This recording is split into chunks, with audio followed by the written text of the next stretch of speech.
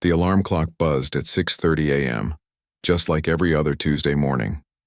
Detective Lisa Johnson rolled over and hit the snooze button, already mentally preparing for another day of balancing her double life. For the past 3 years, she had worked as an undercover agent for the FBI's Civil Rights Division, a job that required her to blend into communities while investigating serious violations of people's rights. Lisa stretched and looked over at her sleeping son, 8-year-old David, who was curled up in his small bed across their modest apartment bedroom. The morning light filtered through thin curtains, casting gentle shadows across his peaceful face. She smiled softly, knowing that in just a few minutes she would need to wake him up for school. Their daily routine was simple but important to both of them. Every morning, Lisa would walk David to the bus stop 3 blocks from their downtown apartment. It gave them time to talk about his upcoming day, his friends, and sometimes his questions about why Mommy worked such long hours. Lisa always kept her answers simple. As far as David knew, she worked for the government helping people solve problems. After a quick shower, Lisa pulled on jeans and a comfortable sweater. Her work required her to look like any other mother in the neighborhood.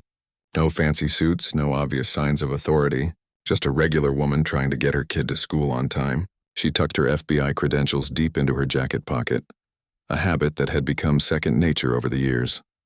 "Time to get up, sleepyhead," she said gently, shaking David's shoulder. He groaned and pulled the covers over his head, making her laugh. "Come on, buddy. You don't want to miss the bus again." David slowly sat up, his hair sticking up in all directions. "Do I have to go to school today, Mom?" "Every day, kiddo. That's how you get smart enough to change the world someday." While David got dressed, Lisa made breakfast. Nothing fancy, just cereal and orange juice. But they sat together at their small kitchen table, talking about his math test and the book report he needed to finish. These quiet moments meant everything to her. In a job where she saw the worst of human behavior, coming home to David's innocent questions and silly jokes kept her grounded. At exactly 7:45 a.m., they stepped outside into the crisp morning air. Their neighborhood was a mix of working families, young professionals, and elderly residents who had lived there for decades. It wasn't the fanciest area in the city, but it was safe and affordable, 2 things that mattered most to a single mother. The walk to the bus stop took them past Mrs. Chen's flower shop, where colorful blooms spilled out onto the sidewalk. David always slowed down to look at the bright roses and cheerful daisies. Lisa appreciated these small moments of beauty in their routine. "Mom, can we get flowers for my teacher? It's her birthday next week," David asked, tugging on Lisa's hand. "We'll see, honey. Maybe we can pick some up on Friday." The bus stop was located at the corner of Oak Street and 5th Avenue, right in front of a small coffee shop that was already bustling with the morning crowd. Several other parents and commuters had gathered, checking their phones and looking down the street for signs of approaching buses. Lisa recognized most of the faces. There was Mr. Peterson, who worked at the bank downtown and always wore the same gray suit. Janet, a nurse at the local hospital, stood near the bench reading a paperback novel. 2 college students shared earbuds, listening to music while scrolling through their phones. David immediately spotted his friend Tommy, whose grandmother brought him to the same bus stop every morning. The 2 boys started comparing their backpacks and talking about some video game Lisa didn't understand. She was grateful that David had made friends so easily since they moved to this neighborhood. Lisa checked her watch. The school bus usually arrived at exactly 8:10 a.m., which gave her just enough time to get downtown for her 9:00 a.m. meeting at the Federal Building. Today's agenda included reviewing evidence in a case involving workplace discrimination at a local factory. It was detailed work that required careful attention to witness statements and documentation. The morning felt perfectly normal. Comfortable, even. Lisa had worked hard to create this sense of routine for David. Despite her demanding and sometimes dangerous job, she wanted him to have the stable childhood she never had. Growing up, her family moved frequently because of her father's military service. She remembered the constant feeling of being the outsider, the new kid who didn't quite fit in anywhere. A city bus rumbled past, filled with early commuters heading to office jobs. Lisa pulled her jacket tighter as a cool breeze swept through the intersection. October mornings in the city could be unpredictable, warm one day and cold the next. "Mom, do you think I'll be tall like you when I grow up?" David asked, looking up at her with curious eyes. Lisa smiled and ruffled his hair. "Maybe even taller. You've got time to grow. She loved these conversations.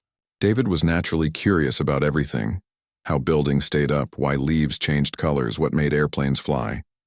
Lisa tried to answer his questions as best she could, often learning new things herself in the process. The coffee shop door opened, releasing the rich smell of freshly ground beans and warm pastries. Lisa's stomach rumbled slightly.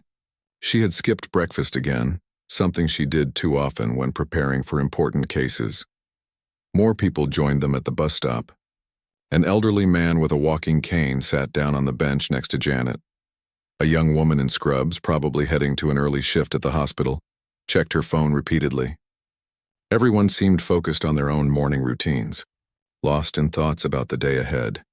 Lisa felt a sense of contentment watching this small community of strangers who shared the same corner every weekday morning.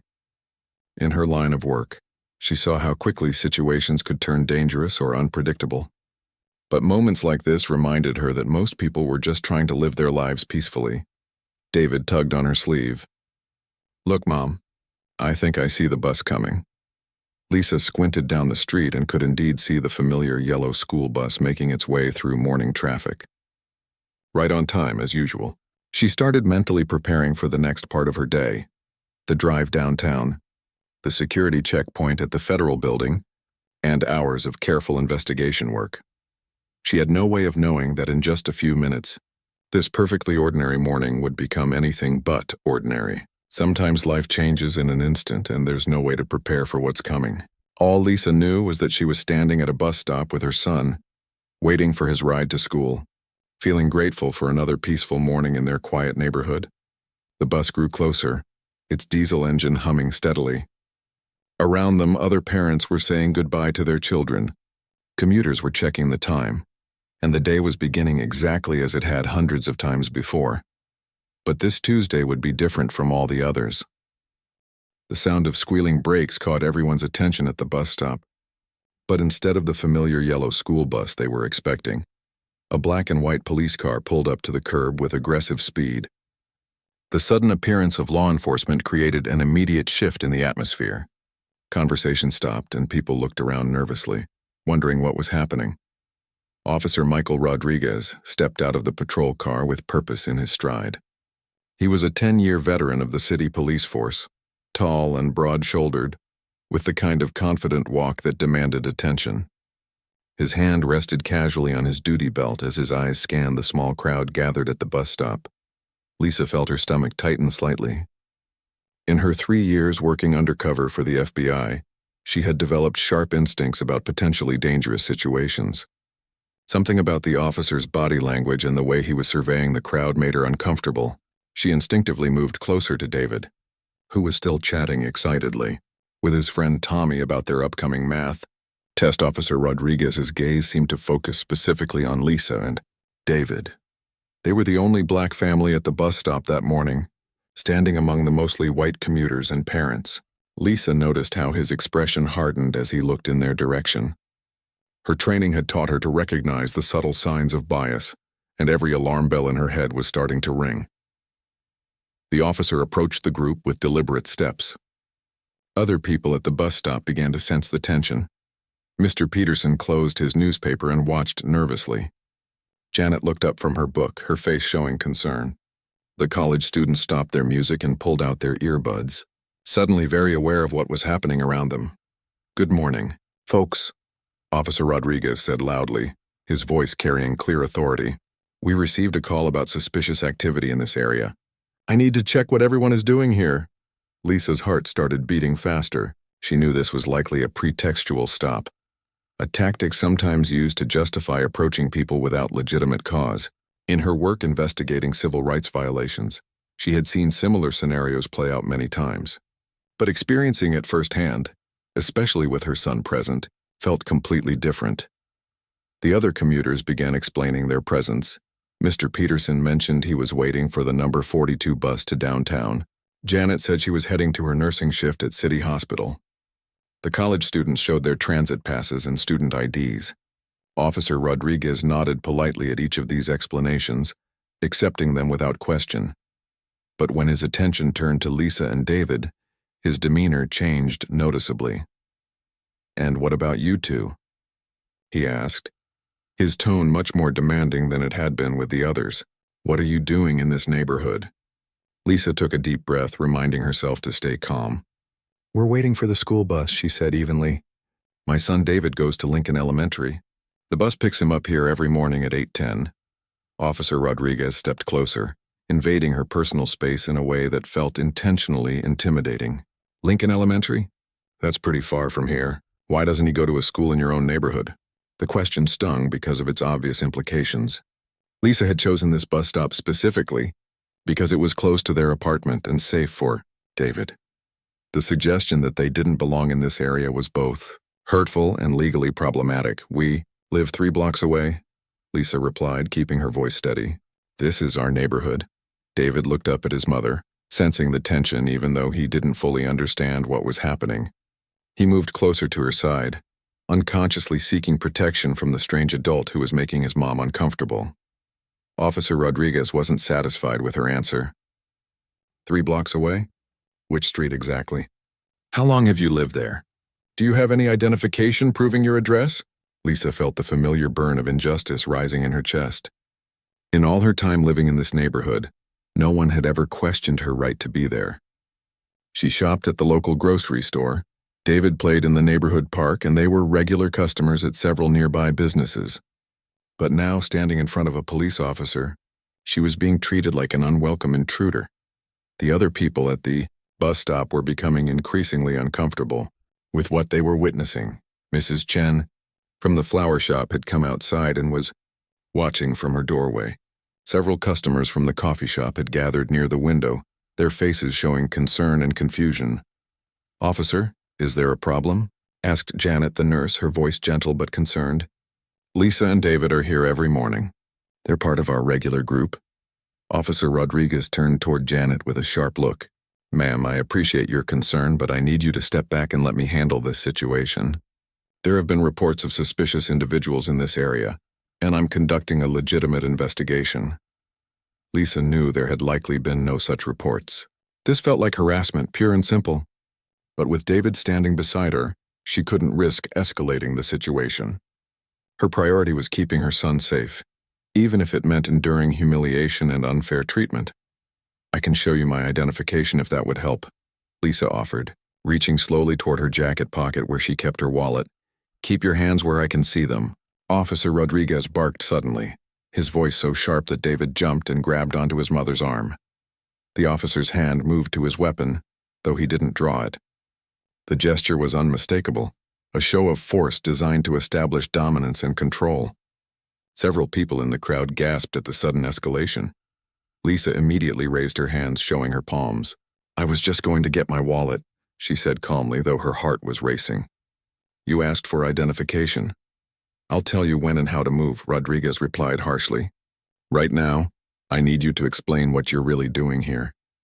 Because waiting for a school bus doesn't explain why multiple neighbors called in complaints about you. This was clearly a lie, but Lisa couldn't challenge it directly without potentially making things worse. She could see David's eyes filling with tears as he watched his mother being treated like a criminal. The sight of her son's distress made her angry, but she channeled that anger into determination to handle the situation professionally.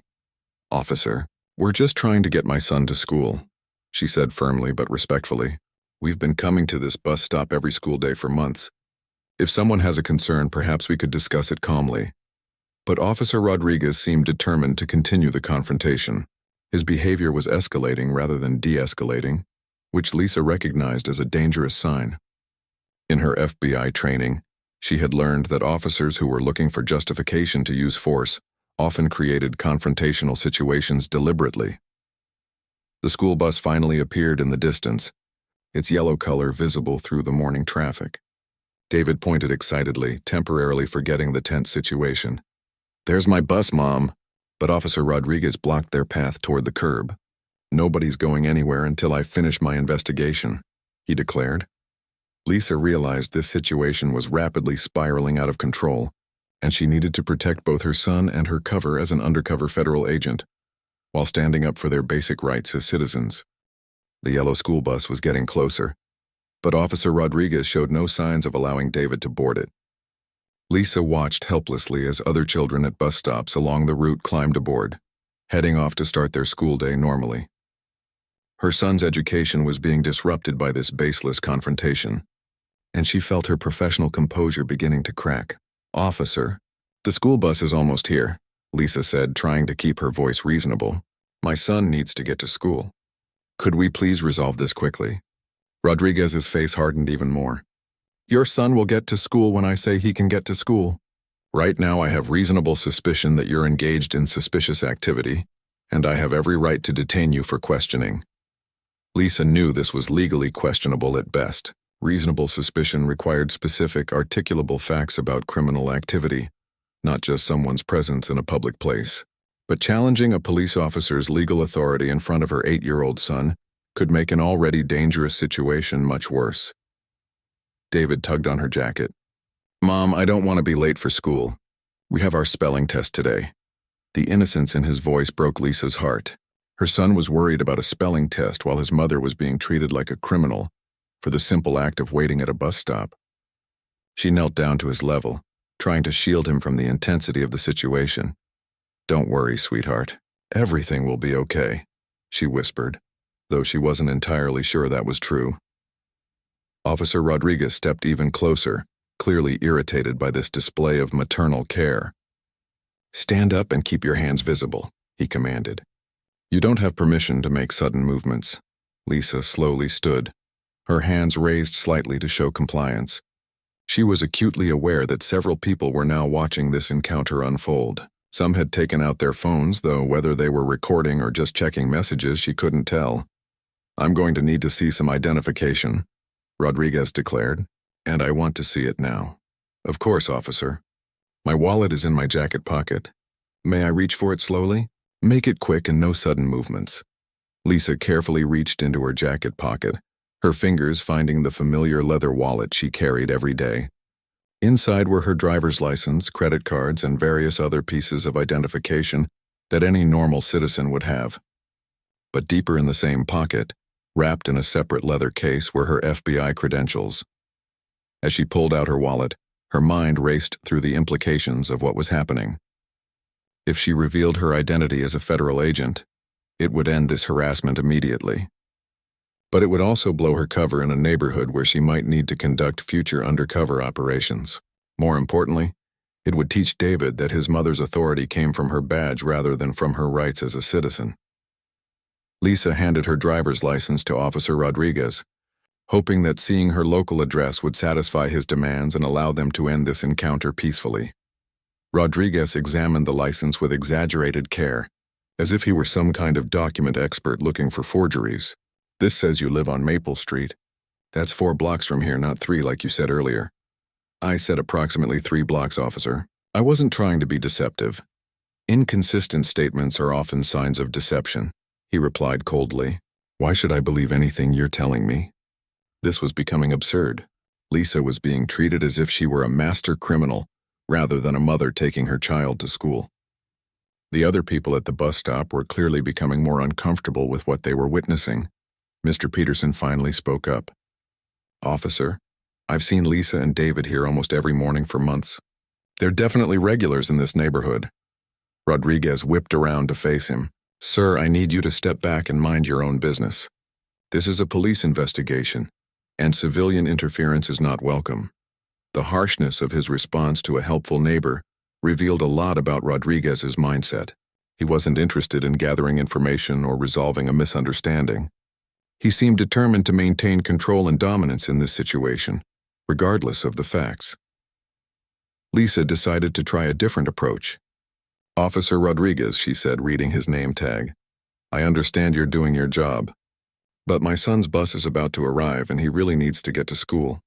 Is there anything specific I can help you with so we can resolve this quickly?" "What you can do is stop telling me how to do my job," Rodriguez snapped. "I'll decide when this conversation is over." The school bus was now just a block away, moving slowly through the morning traffic. David could see it clearly and was getting more anxious by the minute. "Mom, what if the bus doesn't wait for me? What if I miss my test?" Lisa's heart ached hearing the worry in her son's voice. This innocent child was being traumatized by an adult who was supposed to serve and protect the community. The injustice of it made her angry, but she channeled that anger into determination to document everything that was happening. "Officer, my son is 8 years old," she said firmly. "He has done nothing wrong, and neither have I. We're simply trying to go about our daily routine. If you have specific concerns about criminal activity, please share them. Otherwise, I respectfully request that you allow us to continue with our morning." Rodriguez's eyes flashed with anger at what he clearly perceived as defiance. "You're in no position to make requests, lady. You're the one being investigated here." He handed her driver's license back to her, but instead of doing so respectfully, he practically threw it at her. Lisa had to move quickly to catch it before it fell to the ground. A small but deliberate humiliation designed to show everyone watching who was in charge. "Now I want to see what else you have in that wallet," Rodriguez demanded. "Empty it out completely." This was clearly an unreasonable search, but Lisa found herself in an impossible position. Refusing could give Rodriguez an excuse to escalate further, potentially putting David in danger. But complying meant submitting to a violation of her constitutional rights in front of her son and the community. The school bus was now just half a block away, and the driver could clearly see the commotion at the bus stop. Other children were pressed against the windows watching the scene unfold.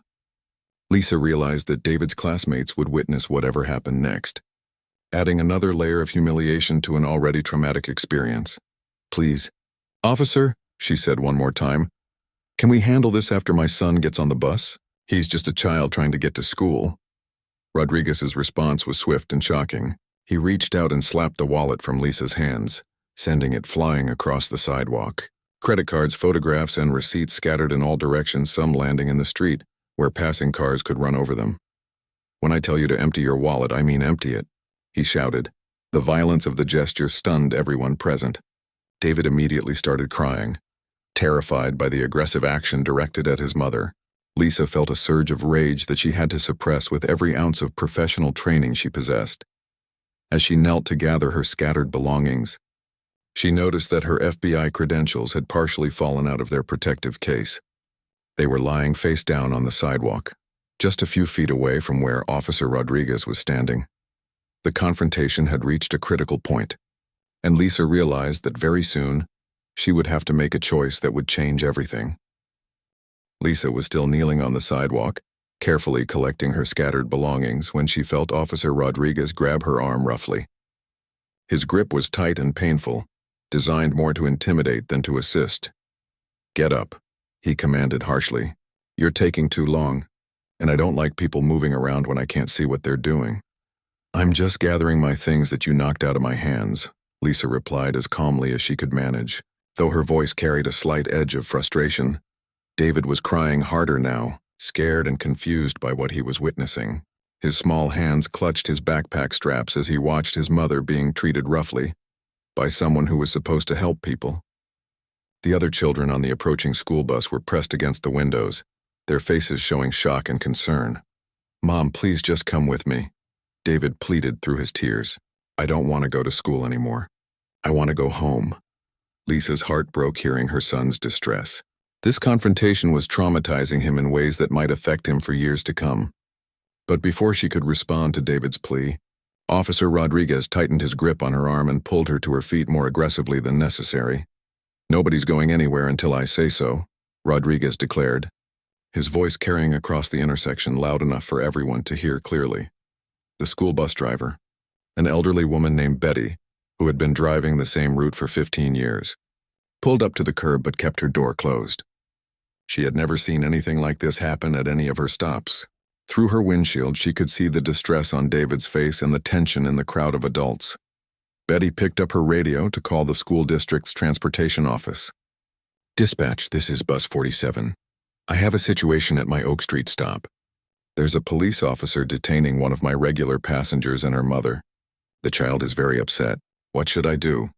The radio crackled with static before a supervisor's voice came through.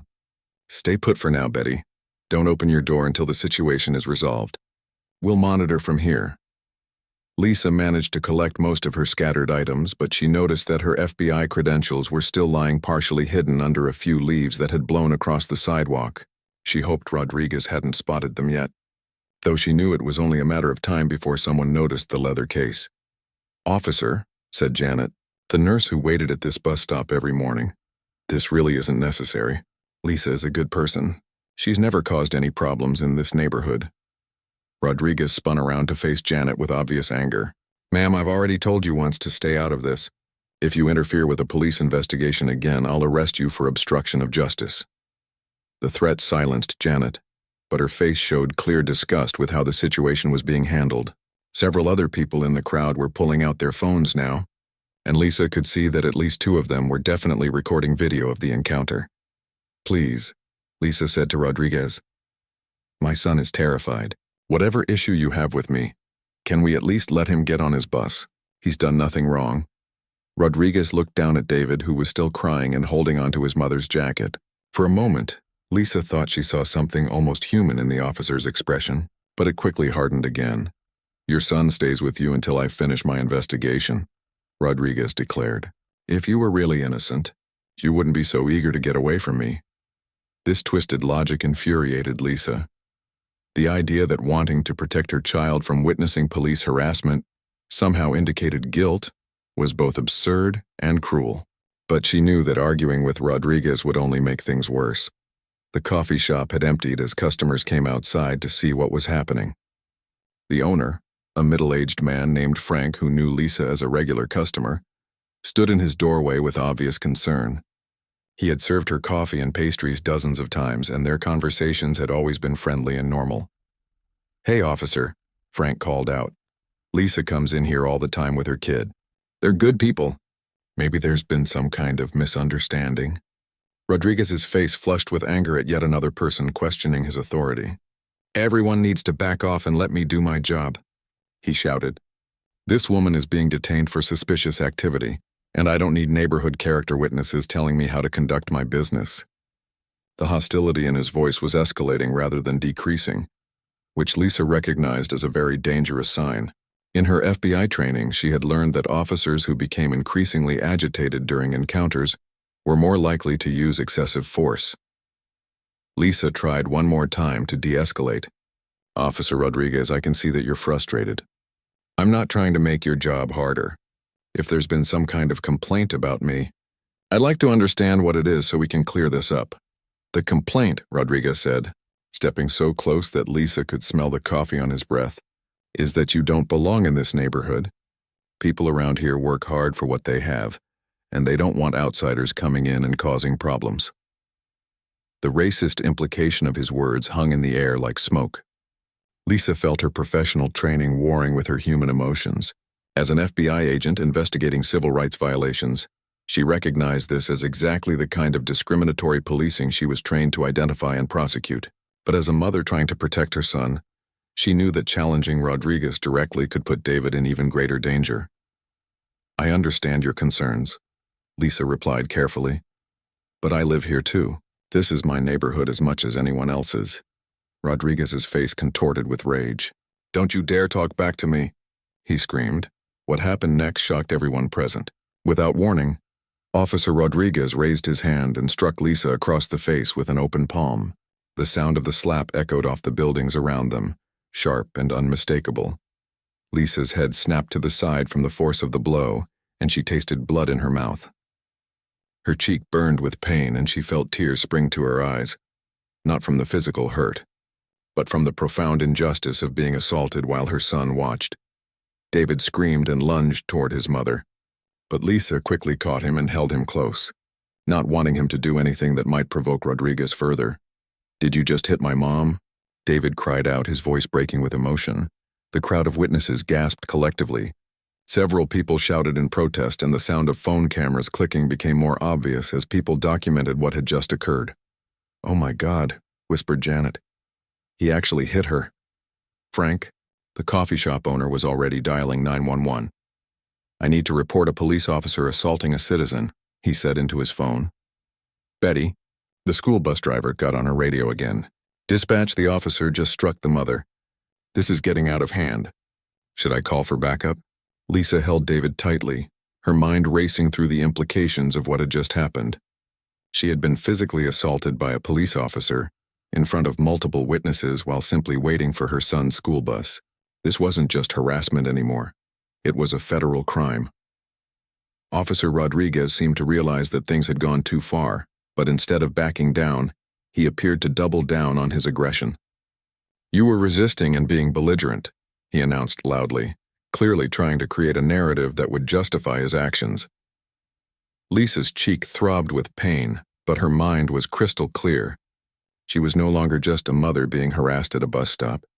She was a federal agent who had just been the victim of a civil rights violation, and she had a responsibility that went far beyond her personal situation.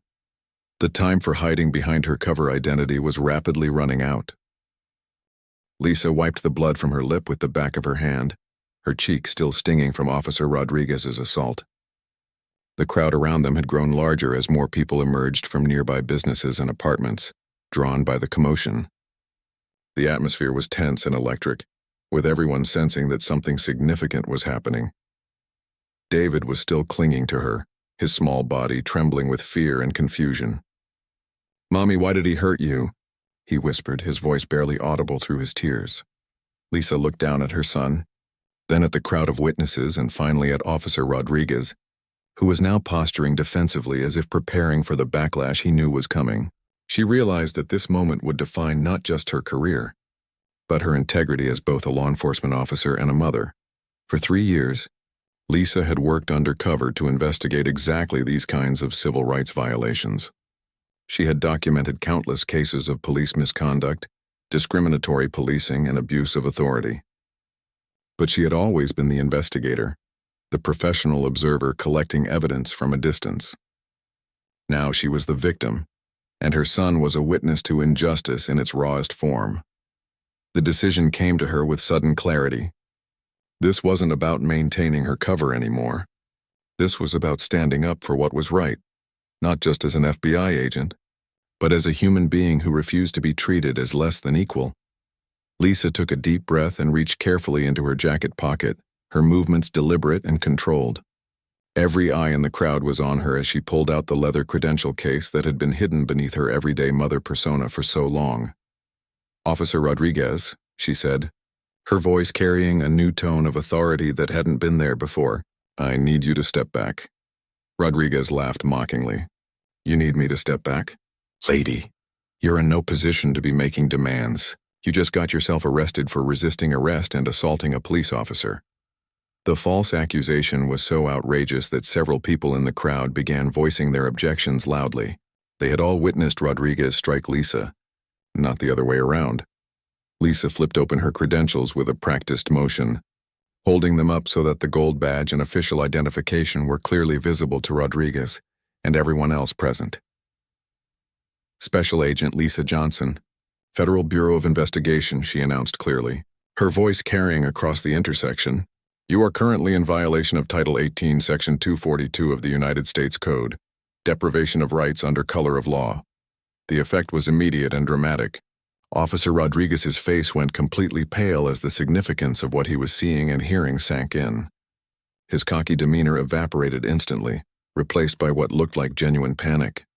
You're FBI?" he stammered, taking an involuntary step backward. "Yes, I am," Lisa replied calmly, though her heart was racing. "And you have just committed a federal felony by assaulting me while acting under color of law. Every person here is a witness to that assault." The crowd erupted in murmurs and exclamations of surprise. Several people immediately began taking more photos and videos, realizing they were documenting a federal crime. Betty, the school bus driver, got back on her radio to report this stunning development to her dispatcher. David looked up at his mother with wide eyes, suddenly seeing her in a completely different light. "Mom, you're really FBI? Like in the movies?" Lisa knelt down to David's level, keeping her credentials visible but speaking gently to her son. "Yes, sweetheart. Mommy works for the FBI. My job is to make sure that police officers follow the law and treat everyone fairly. What just happened here is exactly the kind of thing I investigate and stop."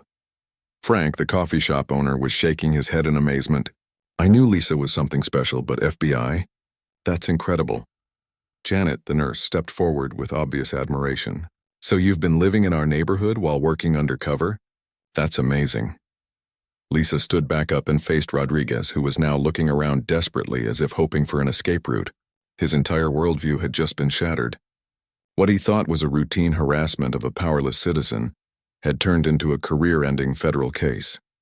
"Officer Rodriguez," Lisa said in her official capacity, "you have the right to remain silent, and I strongly advise you to exercise that right. Anything you say from this point forward can and will be used against you in federal court." Rodriguez tried to regain some composure, but his voice was shaking. "Look, Agent Johnson, there's been a misunderstanding here. I was just responding to a complaint." "There was no complaint," Lisa interrupted firmly. "We both know that. You targeted my son and me because of our race, and when I tried to cooperate with your unlawful detention, you escalated to physical violence. That's not a misunderstanding, that's a hate crime." The school bus driver finally opened her door and motioned for David to come aboard.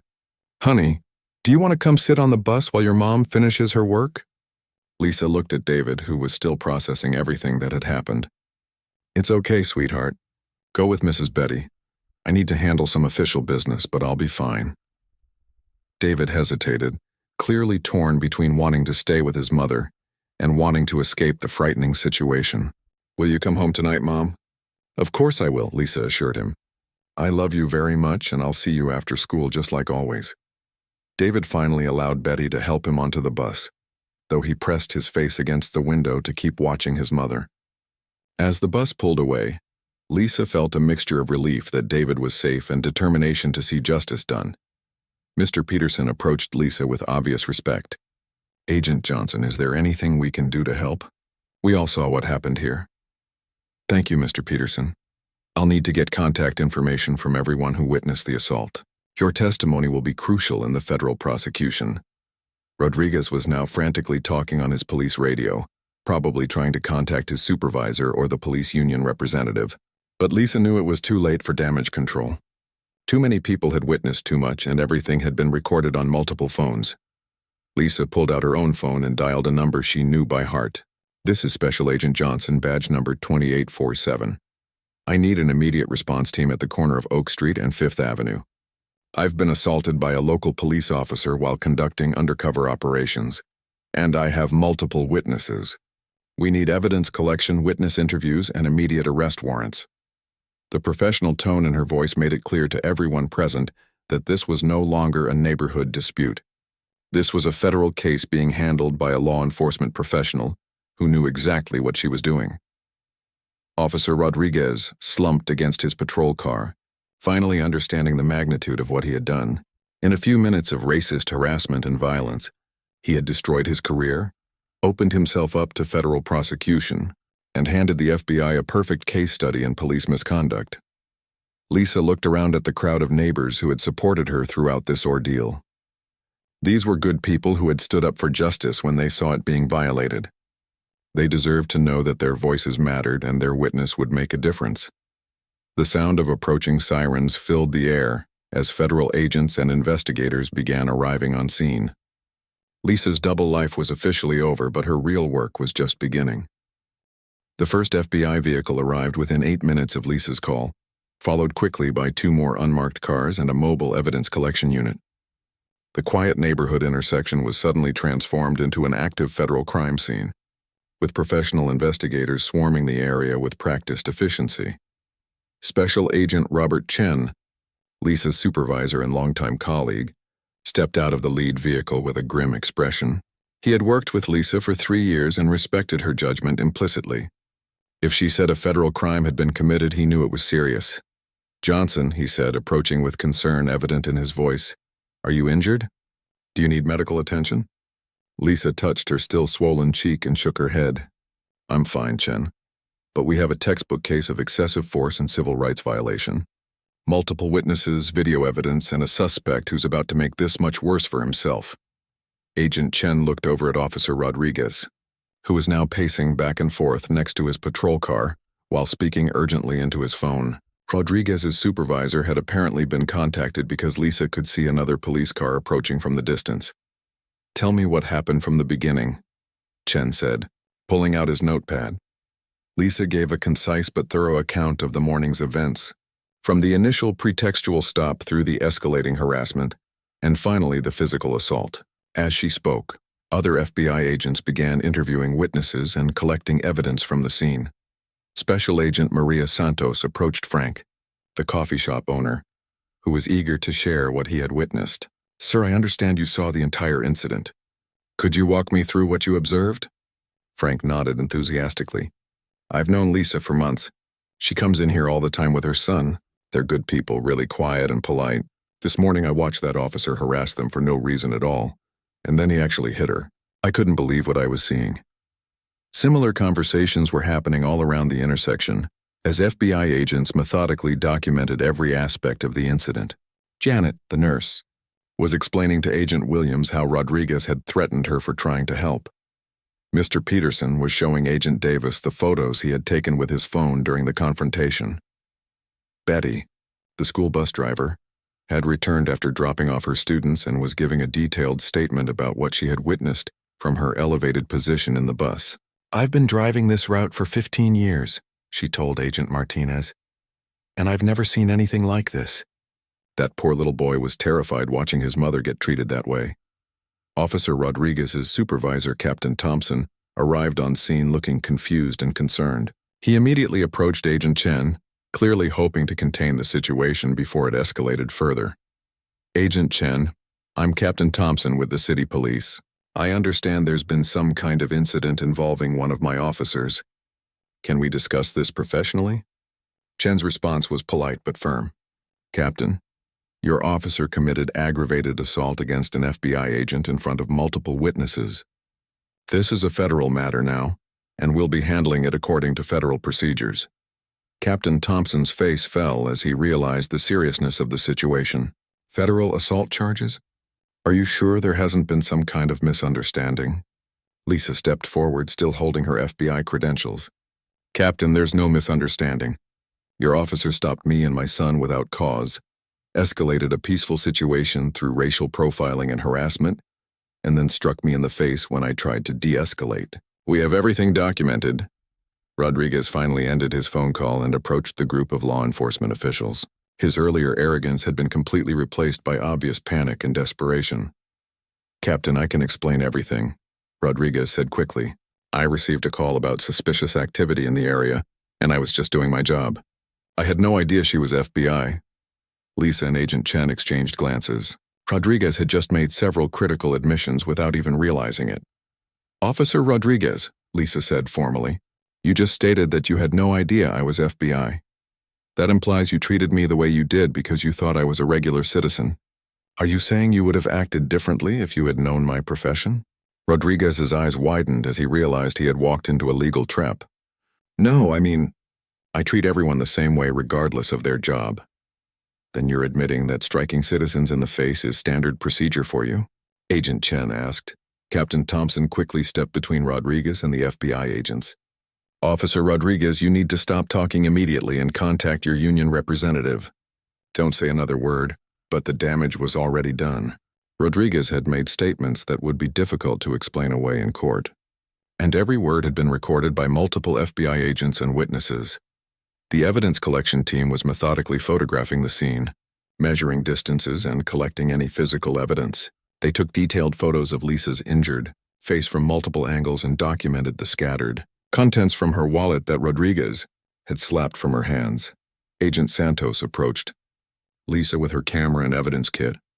"Johnson, I need to get official photos of your injuries for the case file. Are you ready for that?" Lisa nodded and allowed her colleague to document the swelling and minor cuts on her face. The photography was professional and thorough, creating an official record that would be crucial for prosecution. Meanwhile, Agent Williams was interviewing the college students who had recorded video of the incident on their phones. "We'll need copies of everything you captured," he explained. "This video evidence will be essential for the federal case." One of the students, a young woman named Amy, was still shaking from what she had witnessed. "I've never seen a police officer hit someone like that before. It was so sudden and violent. That poor woman was just trying to get her son to school." The neighborhood crowd was beginning to disperse as people realized they would be contacted later for formal interviews, but many lingered to show support for Lisa. Mrs. Chen from the flower shop approached with a small bouquet. "Agent Johnson," she said warmly, "I wanted you to know that everyone in this neighborhood respects what you do. We're grateful to have someone like you protecting our community." Lisa accepted the flowers graciously, touched by the gesture. Thank you, Mrs. Chen. This neighborhood has been wonderful to my son and me. I'm sorry you all had to witness something so unpleasant. Frank overheard the conversation and joined them. Lisa, you and David will always be welcome in my shop. Coffee's on the house from now on. What you did today, standing up to that bully, that took real courage. Agent Chen approached Lisa with an update. Johnson, we're going to arrest Rodriguez on federal charges within the hour. The U.S. Attorney's Office is already preparing the paperwork. This is going to be a high-profile case. Lisa nodded, feeling a mixture of satisfaction and sadness. Justice would be served. But the incident had forever changed her relationship with this neighborhood and potentially compromised future undercover operations in the area. What about my cover? She asked. Obviously that's blown now, Chen smiled grimly. We'll work around it. What happened here today is more important than any undercover operation. You've just handed us a perfect case study in police misconduct that will help us prosecute dozens of similar cases across the country. Officer Rodriguez was now sitting in the back of his patrol car, no longer trusted to be in contact with witnesses or evidence. His career in law enforcement was effectively over, and he was facing years in federal prison for his actions. The neighborhood intersection slowly returned to normal as the FBI completed their initial evidence collection, but the impact of the morning's events would be felt for years to come. Within 24 hours of the incident at the bus stop, the FBI's Civil Rights Division had launched a comprehensive investigation that went far beyond just Officer Rodriguez's assault on Agent Johnson. What started as documentation of a single act of police misconduct quickly expanded into a deep examination of systemic problems within the entire city police department.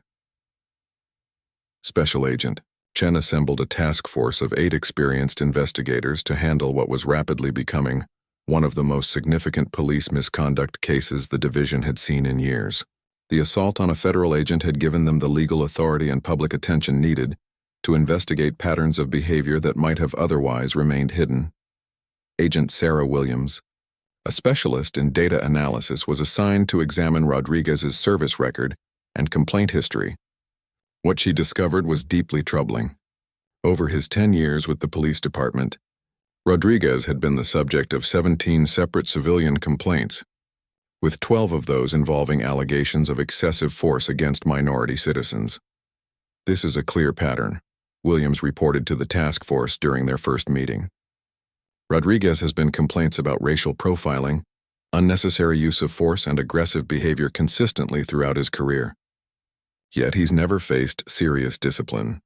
Agent Johnson, despite being the victim in the case, was assigned to help analyze the department's response to these previous complaints. Her expertise in civil rights violations made her uniquely qualified to identify systemic failures in the complaint process.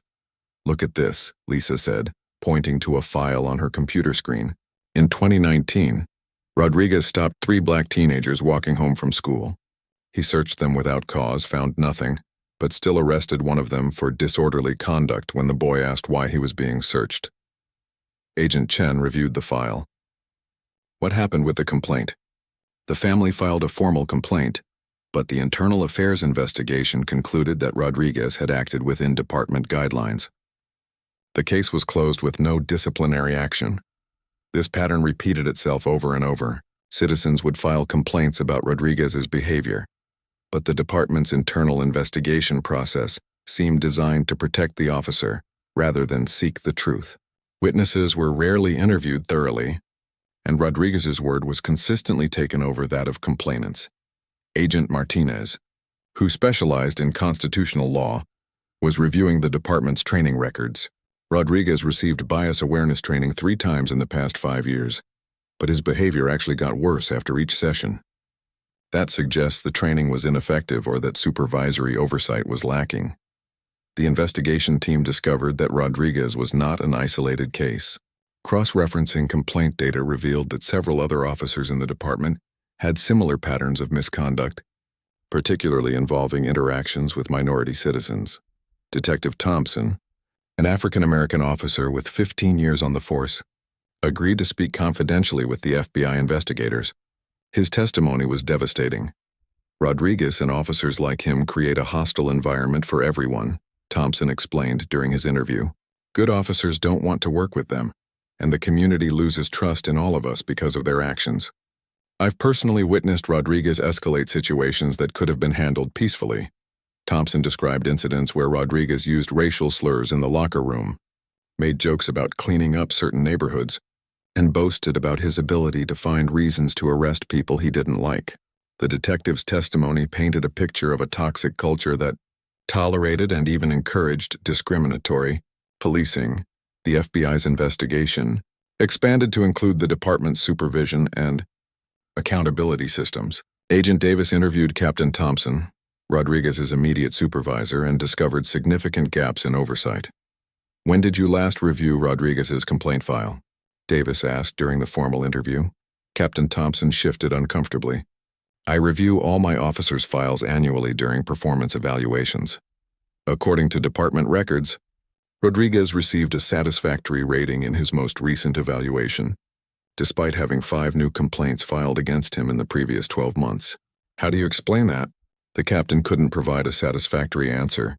It became clear that supervisors were either ignoring warning signs or actively covering up problematic behavior to avoid dealing with difficult personnel issues. Agent Johnson's analysis revealed that the department's complaint investigation process was fundamentally flawed. Citizens who filed complaints faced bureaucratic obstacles, long delays, and hostile questioning that seemed designed to discourage them from pursuing their grievances. In one case, Lisa reported to the task force, a mother complained that Rodriguez had roughed up her teenage son during a traffic stop.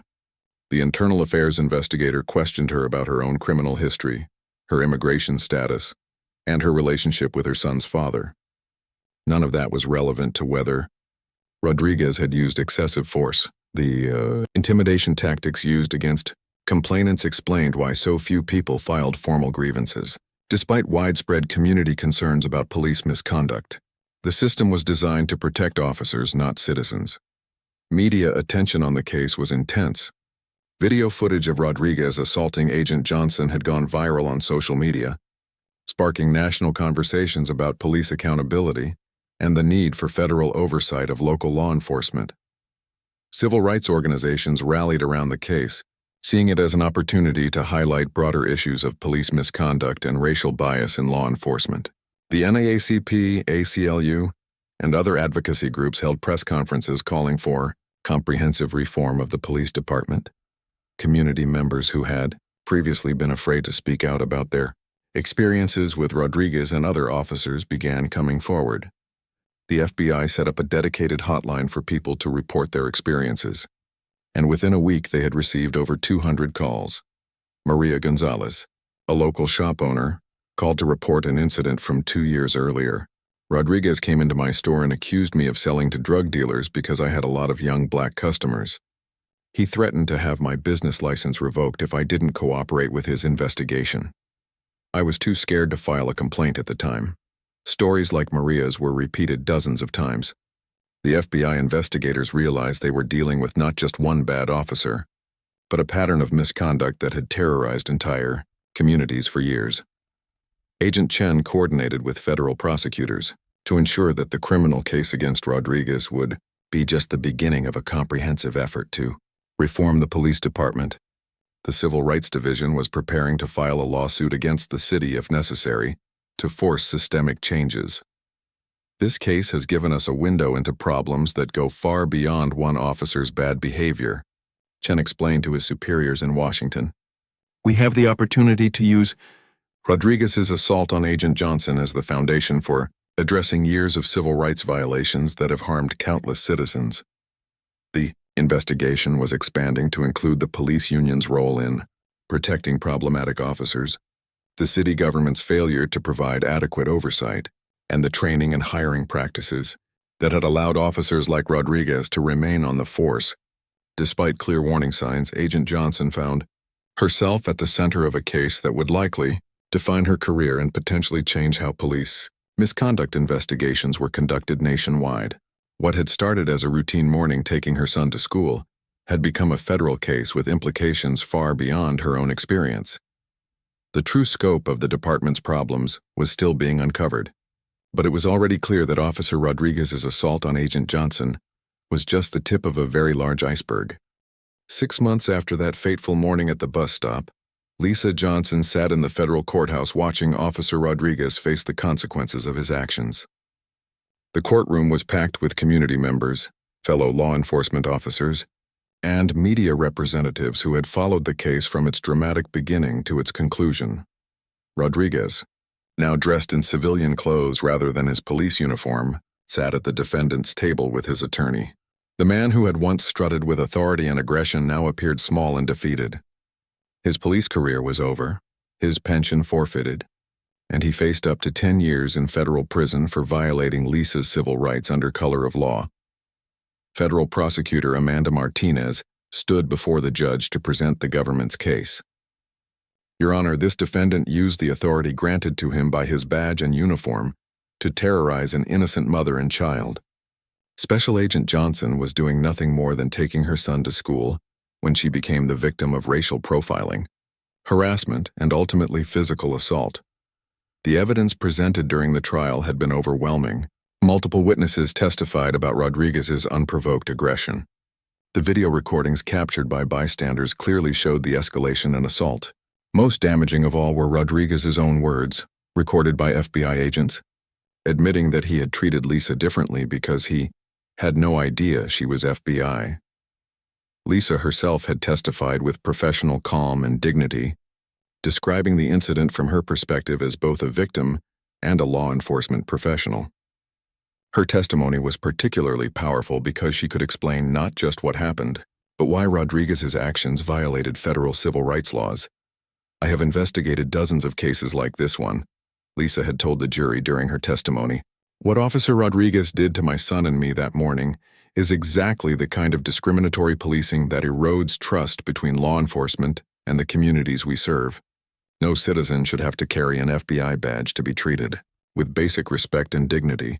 Defense attorney Robert Kim had tried to argue that Rodriguez was simply doing his job and that the situation had gotten out of hand due to a misunderstanding.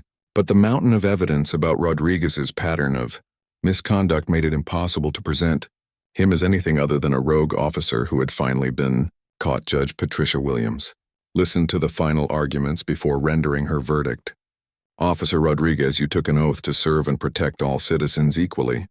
Instead, you used your position of authority to intimidate and assault a woman whose only crime was waiting for her son's school bus while being black. Your actions represent a betrayal of everything that law enforcement should stand for. The guilty verdict on all federal charges brought tears of relief to Lisa's eyes. Justice had been served, but more importantly, the case had opened the door to comprehensive reforms that would protect other families from similar experiences.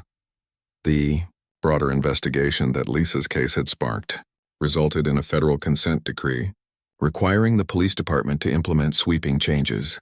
Under FBI oversight, the department was forced to revise their training programs, improve their complaint investigation process, and implement new accountability measures for officers and supervisors.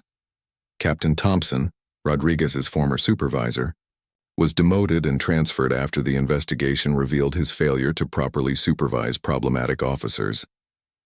The department's Internal Affairs Division was completely restructured, with external oversight to ensure that citizen complaints were investigated fairly and thoroughly. Most significantly, the city was required to establish a civilian review board with real authority to investigate police misconduct and recommend disciplinary actions. Community members who had been voiceless for years now had a genuine pathway to hold officers accountable for their behavior.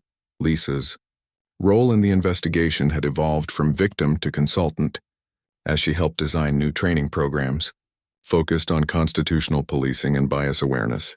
Her unique perspective as both an FBI agent and a victim of police misconduct made her invaluable in developing reforms that would actually work. We need officers to understand that every person they encounter has constitutional rights, Lisa explained during a training session for new recruits. My son and I had the same rights that morning, whether I was carrying an FBI badge or not. Good policing means protecting those rights, not violating them. The community response to the case and its outcome was overwhelmingly positive. Frank, the coffee shop owner, hosted a neighborhood celebration when the verdict was announced. Lisa showed us all that standing up to injustice is possible, he told the gathering. She could have stayed quiet to protect her cover, but she chose to fight for what was right. Betty, the school bus driver, had become something of a local hero herself for her role in protecting David and documenting the incident. "I've been driving school buses for 16 years, she said, and I've never been prouder to be part of a community that stands up for kids and their families." David, now 9 years old, had processed the trauma of that morning. With the help of counseling and his mother's patient explanations, he understood that his mother's job was to help protect people from bad police officers, and he was proud of her courage in standing up to Officer Rodriguez. "Mom, are you famous now?" David asked one evening as they walked to their old bus stop, which had been renamed Agent Johnson Corner by the grateful community. Lisa laughed and ruffled his hair. "I'm not famous, sweetheart. I just did what anyone should do when they see something wrong. I stood up and said it wasn't okay." The case had attracted national attention and led to policy changes beyond just the local police department. The FBI's Civil Rights Division used Lisa's experience as a case study in training programs for agents across the country. Law enforcement agencies nationwide examined their own complaint processes and accountability measures in response to the publicity surrounding the case. Legal experts praised the comprehensive approach that federal investigators had taken, using one officer's misconduct to expose and address systemic problems. The Johnson case demonstrates how a single incident of police misconduct can be the key to unlocking broader reform, wrote Professor James Chen in the Harvard Law Review. Federal oversight proved essential in creating change that the local system had failed to produce. Rodriguez was ultimately sentenced to 5 years in federal prison, with 3 years of supervised probation afterward. He was banned from ever working in law enforcement again and required to pay restitution to Lisa for her medical expenses and emotional distress. During his sentencing hearing, Rodriguez offered a brief apology. "I know my actions that morning were wrong and hurtful. I let my biases and anger control my behavior, and I deeply regret the pain I caused Special Agent Johnson and her son." Lisa accepted the apology graciously, but noted that real change would require more than individual remorse. Officer Rodriguez's actions were symptoms of larger problems in police culture and training. "My hope is that this case will help prevent other families from experiencing what my son and I went through." A year after the incident, Lisa was promoted to supervise the FBI's police misconduct investigations for the entire region. Her experience had given her unique credibility and insight that made her exceptionally effective at her job. The bus stop at Oak Street and Fifth Avenue was now a symbol of both the problems that can exist in policing and the possibility for positive change. A small plaque installed by the community read, "In recognition of the courage to stand up for justice, Agent Lisa Johnson and all who supported her, October 2025. David started 4th grade that fall, riding the same school bus from the same stop. But everything had changed. The neighborhood was safer, the police department was more accountable, and a community had learned the power of standing together against injustice." Lisa often reflected on how one terrible morning had led to so much positive change. She knew there was still work to be done. Police reform was an ongoing process, not a one-time fix. But the case had proven that individuals could make a difference, communities could demand accountability, and the federal government could be an effective force for protecting civil rights. As she watched David board his school bus each morning, Lisa felt a deep sense of satisfaction knowing that she had used her training, her position, and her courage to make her community a better place for all families. The badge in her jacket pocket represented not just authority but responsibility, and she was proud to carry both.